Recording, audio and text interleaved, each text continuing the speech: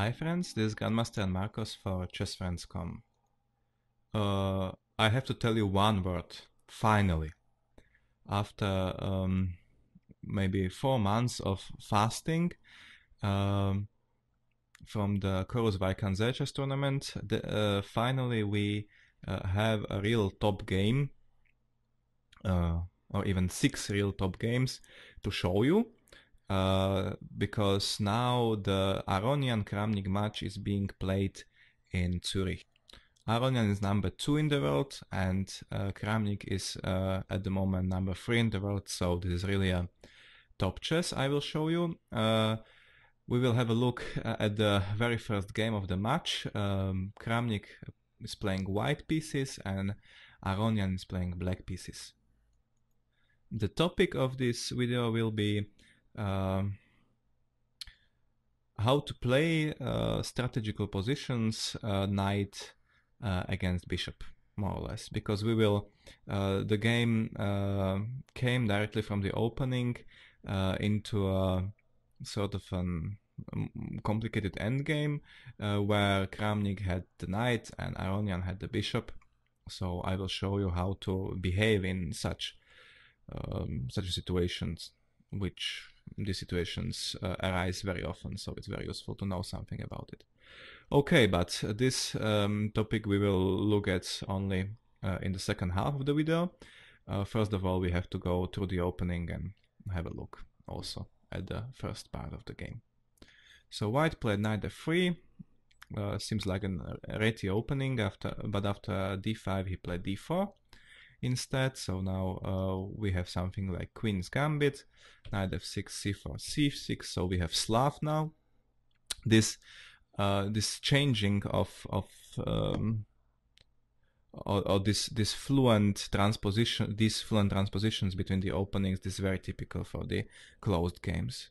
There's something, if you play e4 you don't know this so much, but in the closed games very often you can change the opening from one to the another, and also many openings look very similar to each other.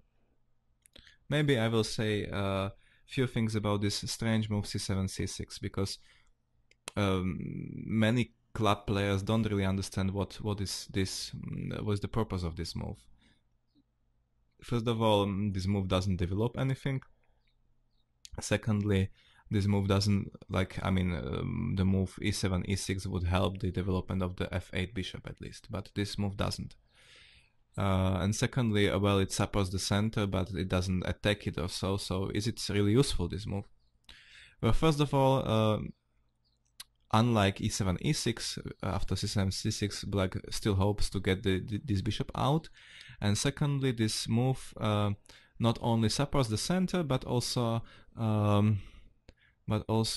has an attacking venom to it, because black threatens in a way to take on c4 and cover with b7, b5, and then white's counterattack with a2, a4 isn't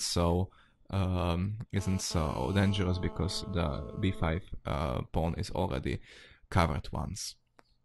So c7, c6 is in a way a preparation to take on c4.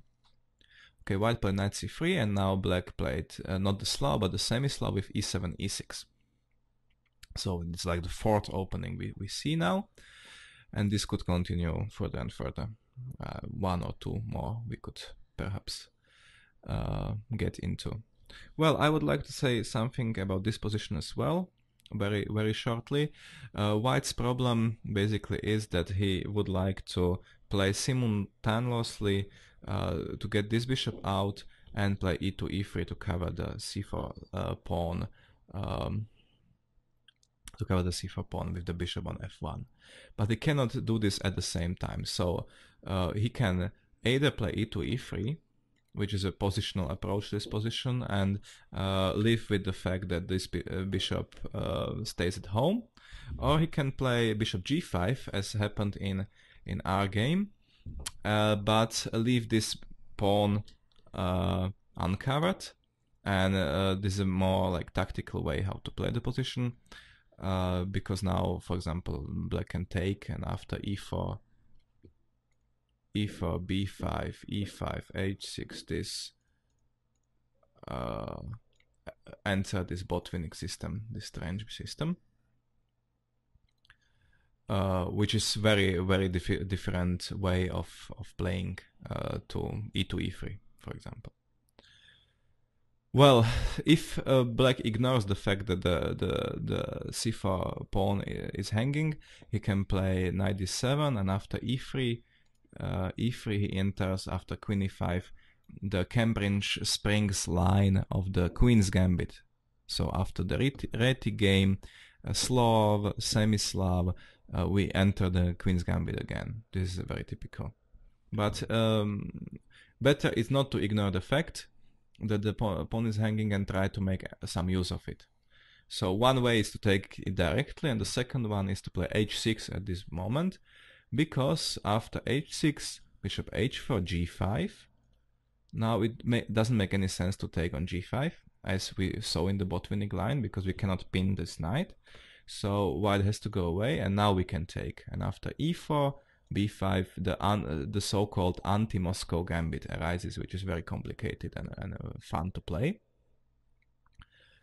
But this is not something Kramnik really loves. He's a very positional player.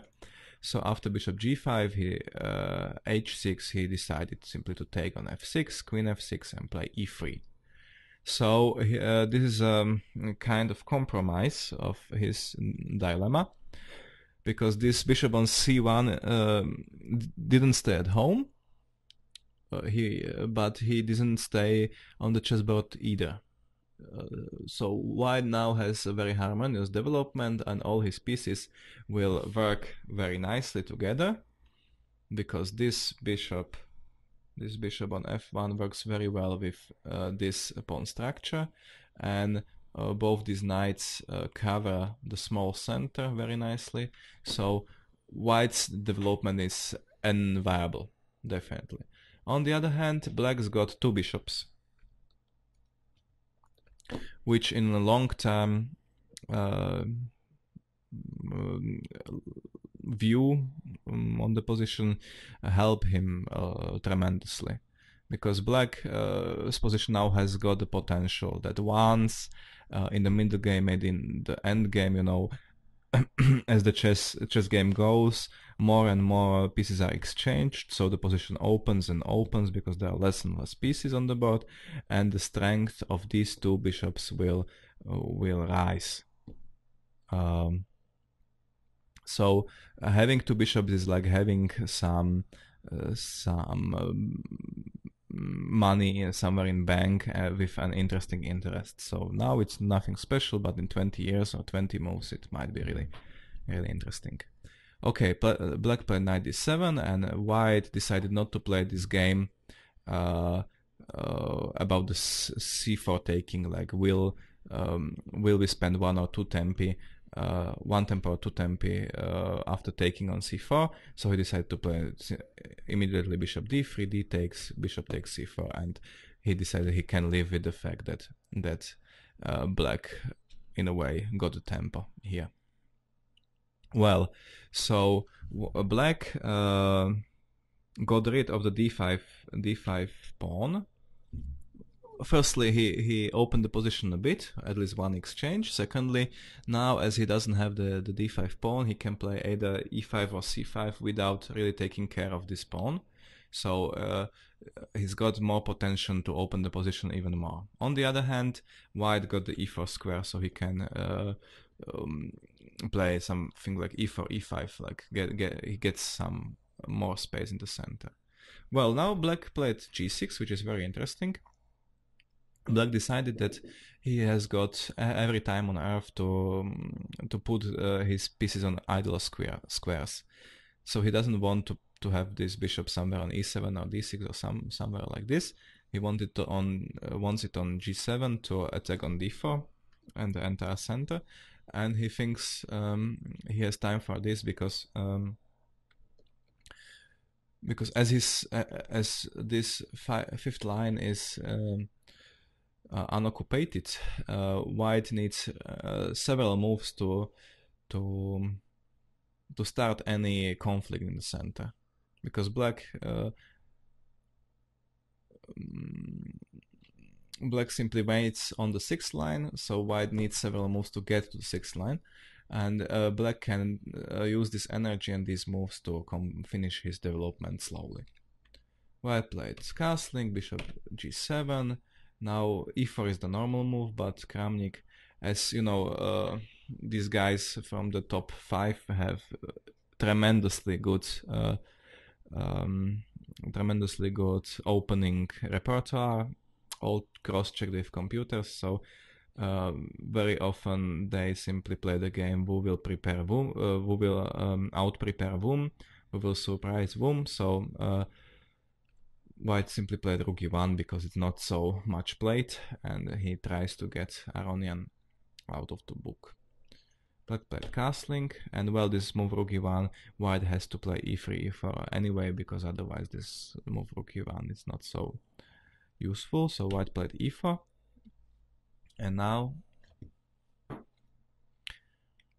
basically black can choose from two approaches in this position. He can either play something like b6 and live with the e4 e5 move, queen c7, play some bishop b7, and then hope that he will like put the rooks in the center, and then hope that he can advantageously open the center and make use even from the fact that this e5 pawn might be a weakness. On the other hand, now this knight has a very nice route to d6, which is quite unpleasant. So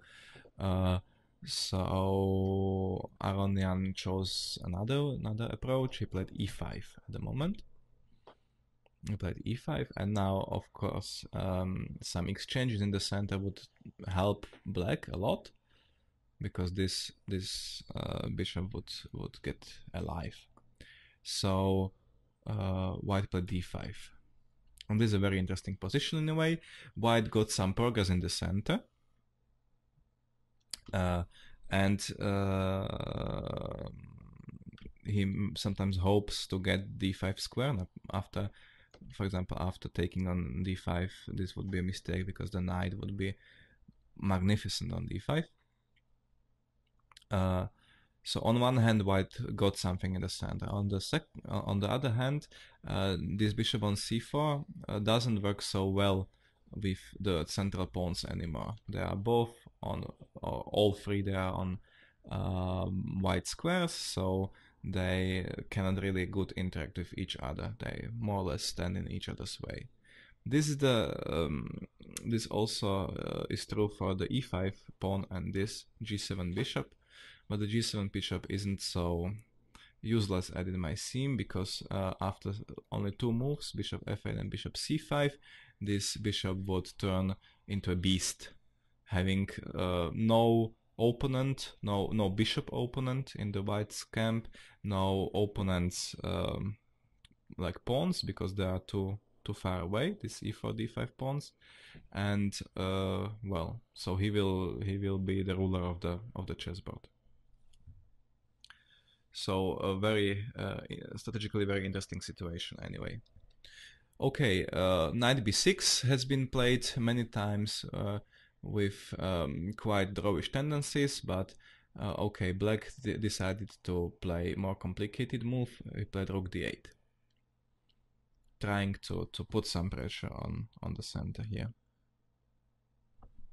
on the d5 pawn. And now basically black's intention is to play something like knight b6 and maybe bishop g4 and pin this knight.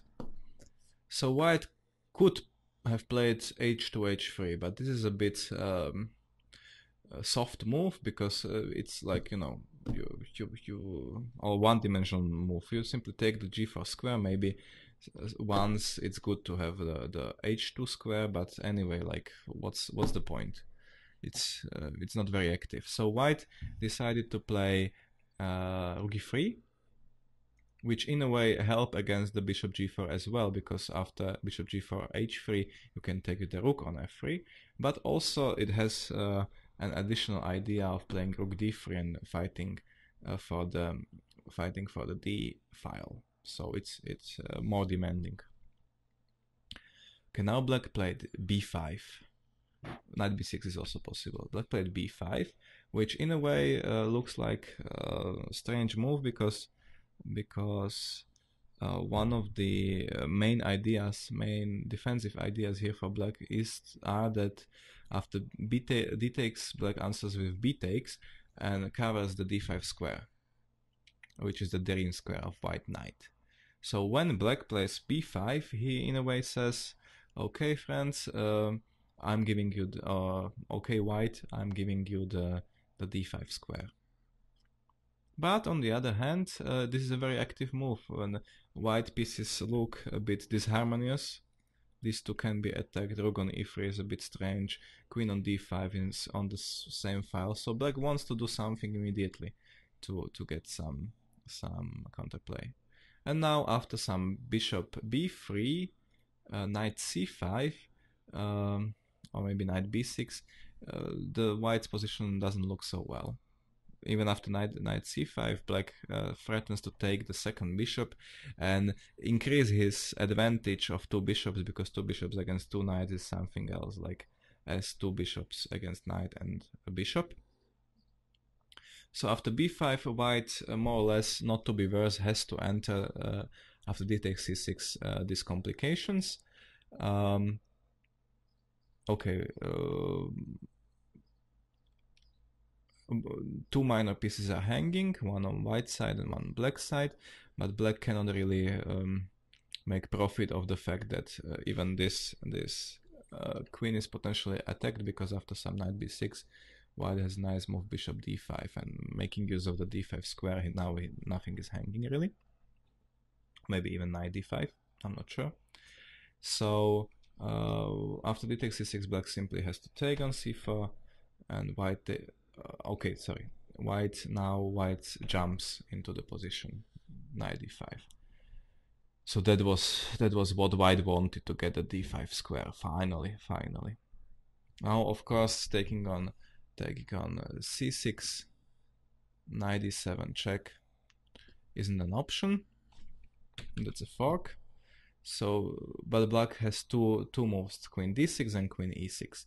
Queen d6 was played in the game Gunina Muzicuk, which are girls, but pretty good girls, from the top 10 on the world, in the European Championship. And Kramnik saw this game, and he saw that this queen isn't ideally placed on d6, because it stands in the way of the rook. And here, even white can play knight d2, knight c4, knight c4, and attacking the queen again, so getting a tempo for this transfer of the knight. So queen d6 isn't very ideal, but I think that Muzicuk had the impression that the second move, queen e6, isn't really possible.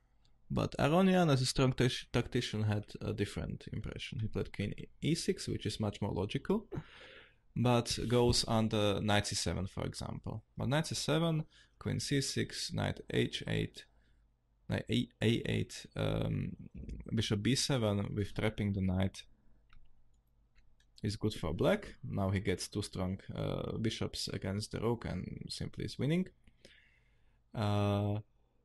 So this tactics doesn't work, and Kramnik on the press conference said that maybe that he had the impression, he didn't test it with the computer, that was his mistake. He had the impression that maybe after queen e6, after queen e6, then maybe queen a4 is working. Queen a4, because now there are quite a lot of threats. There's knight c7, there's c takes d4, there's queen takes c4. Maybe white can somehow get out of this, or being a piece down. But he realized at the chessboard that after knight c5, now white can insert c7 or g7, because taking the queen, white would queen on d8. And now after queen c4, black plays something like bishop f8 and simply holds. Like white's got only two pawns for the piece, and even here knight d4 is a real threat, so this is okay for black.